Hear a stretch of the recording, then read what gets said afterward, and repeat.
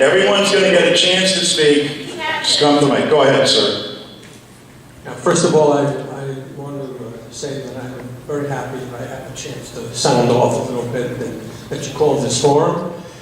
And I also want to say a little bit sarcastically, give you some advice that you round up all these, the Cheneys, the Richard Pearls, the Wolfowitzes, John McCain, all these people over there and fight, gear them up and Feinstein, teach her how to use an M16 and have them go over there. Because I wonder who's going to fight if our government goes back in there. We've been running it with mercenaries. We bribe guys and girls, women, with $20,000 to fight over there. If we had a draft, there wouldn't be a damn one now. Because I wonder if people would really want to go fight over there, okay? But with that said, we've been assaulted recently with all this right-wing conservative stuff, with phrases like national interests are involved there.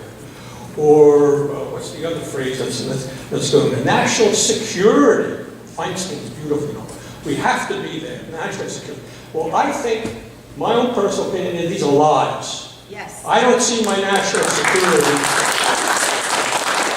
And when they talk about national interests, is John McCain really talking about ExxonMobil and having control of the oil? What is national interest? And you mentioned the cliche also about no boots on the ground, just like the president said that. What are they over there with slippers? I mean, what is that? What happens if they get killed? Are we going to send more Green Berets? Those Green Berets over there. What are they there to advise? What does that mean? To teach the troops how to put the clips in the M16s? I don't know what that means. It's just a lot of political rhetoric, in my view. Well, I would just say this, that we have American personnel there. They're in our embassy at Baghdad.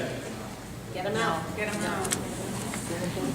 Would you not want to make sure that they were protected? Even if you say that you're going to leave or get them out, remember this.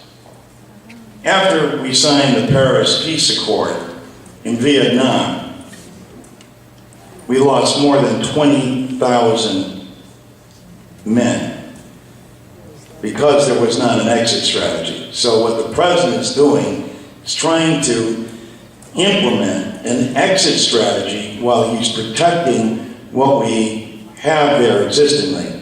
I think that's the right thing to do. Just one or two more things. I have been a Vietnamer, okay?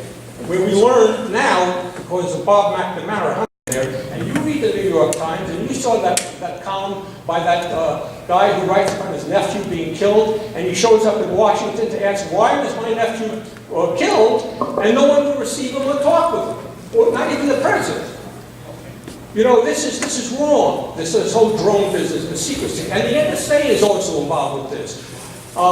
The president telling us he's just a 19-year-old hacker high school dropout.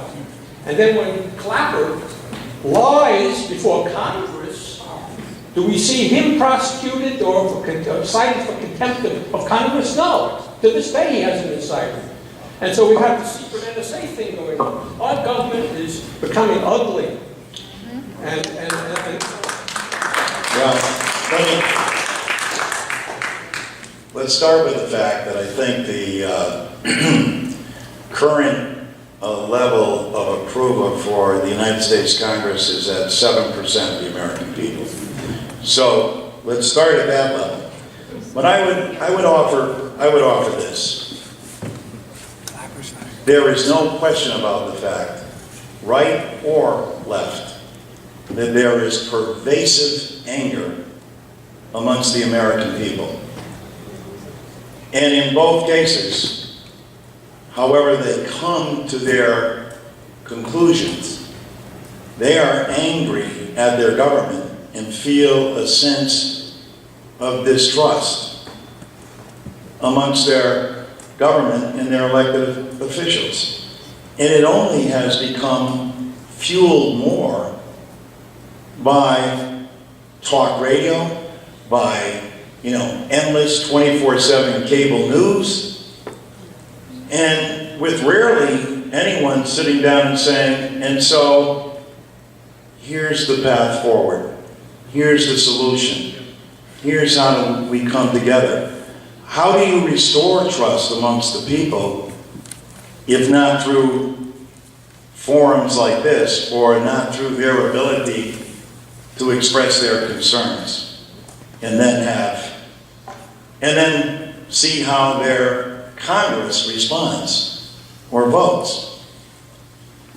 Congress hasn't even taken up votes in many instances. But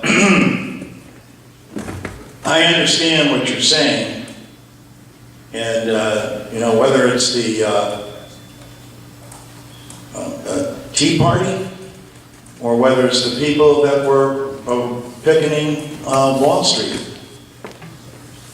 there is palpable anger that's out there amongst the American One people. fast final point, though, I'll hand over the microphone. I'd like to see you, and you're number 4 in the Democratic hierarchy. I used to be. All right. As my grandfather would say, peacock one day, feather dust the next. But so I don't have that lofty status. But I'm a registered Democrat, and I'm so disappointed in the Democratic Party. I'd like to see you, next week or whenever, soon, get up to confront John McCain Yes. on national security interests over there. And the Democrats are silent on this. They don't say a damn thing about this. And President Obama has changed the goalposts. He said, no, 2014, we're going to have the troops out. And then the next thing we heard is 2016, and we're going to leave 9,000 more there. And now the next thing we hear is he's putting over, 300 Green Berets over there. So this is why I don't trust our government. I don't even trust our president right now. Anyway, that's what I just wanted to say. well, one of the follow-up reports I'll send you is logistically just how complicated it is to. It's easy to say, get us out. Then watch what they have to do in order to make that happen and all the ramifications of that. So I appreciate your frustration, but I really do believe that the president is doing the best that he can, given the hand that he was dealt.